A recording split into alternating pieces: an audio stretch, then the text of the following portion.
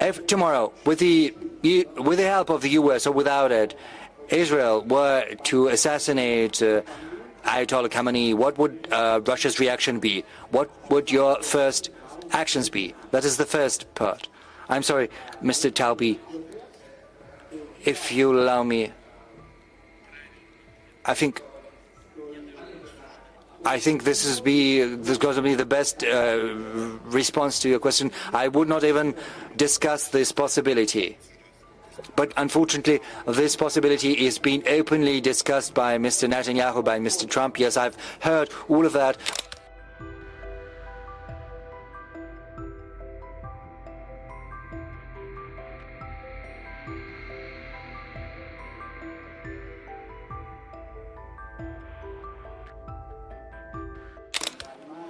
If tomorrow, with the help of the US or without it, Israel were to assassinate Ayatollah Khamenei, what would Russia's reaction be? What would your first actions be? That is the first part.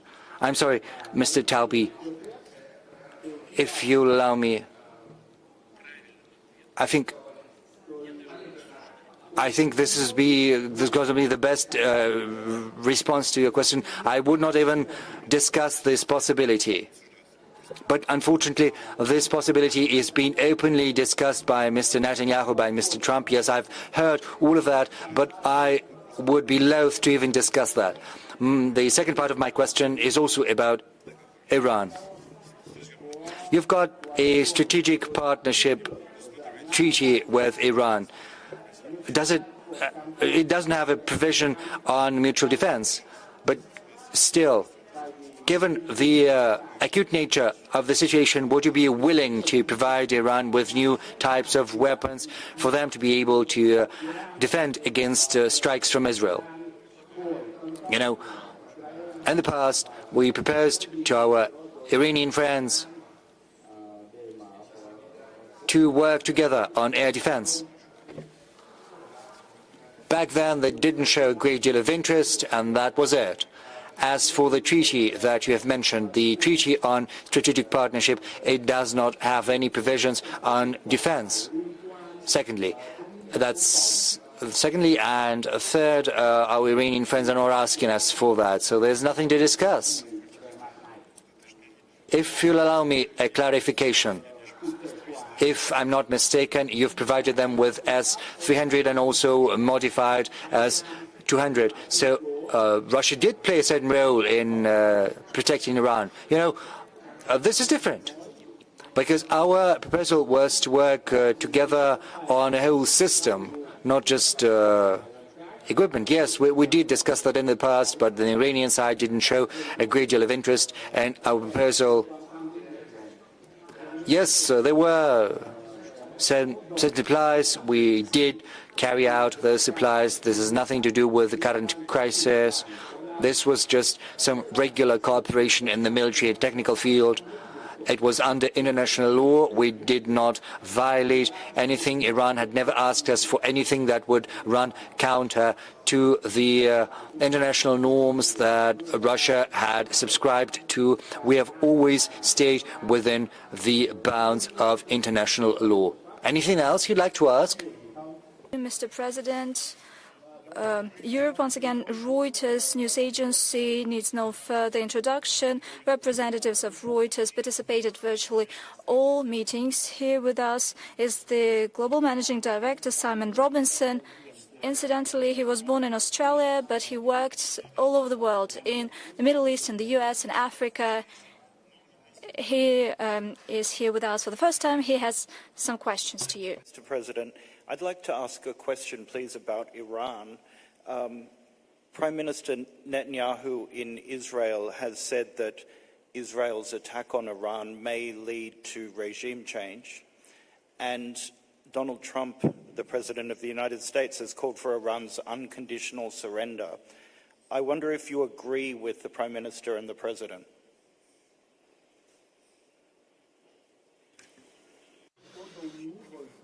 I didn't quite get your question. What do I agree with? What do you want me to agree all that? said one thing and the other thing. And then you said, do you agree? What do I agree with? With either of their statements, that it could lead to regime change and that Iran should prepare for unconditional surrender.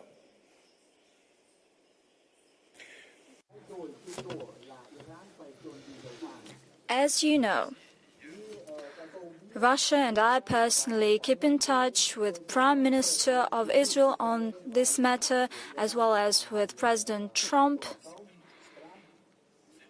You should always see whether the goal is achieved or not when you start something. We see that as of today,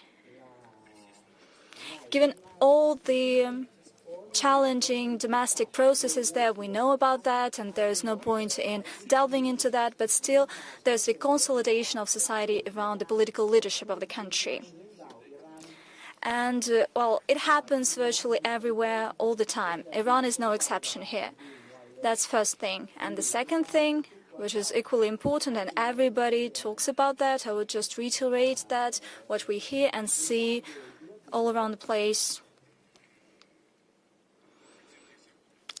These underground facilities, they exist and nothing happened to that. And hence,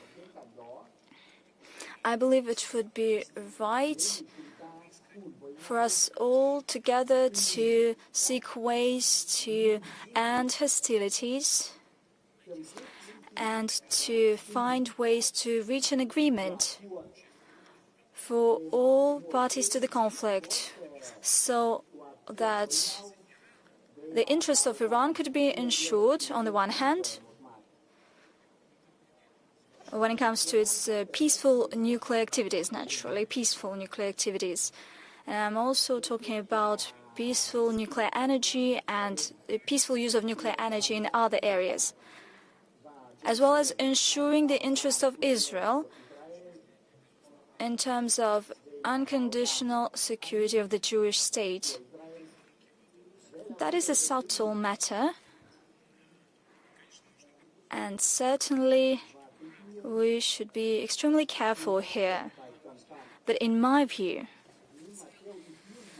overall, such a decision could be reached. As you know, back in the time we started implementing a project in Iran that was launched by German companies, and we built the Bushehr power plant. German companies left.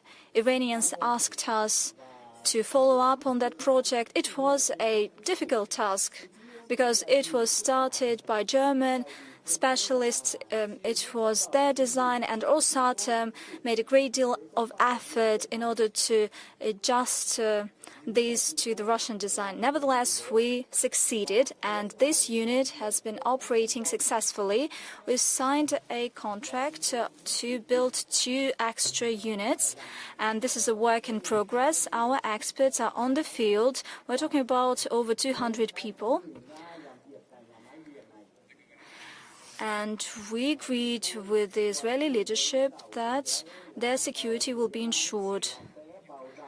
Overall, I believe that given the plans of Iran to keep on developing the peaceful nuclear program, I'm talking about the areas of agriculture that is applicable, as well as medicine and so on.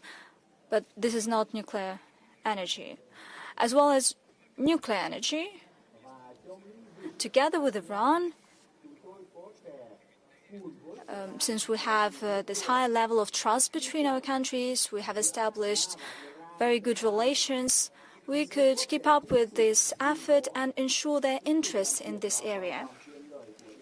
I would not delve into details, there are a lot of them.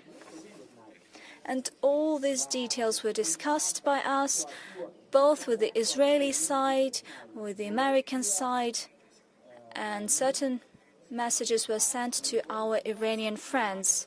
And overall, the interests of Iran in peaceful nuclear energy can be ensured. At the same time, we could lift concerns of Israel when it comes to its security. In my view, there are such options. Once again, we have outlined them to our partners, the US, Israel, and we reached out to Iran. We do not impose anything to anyone.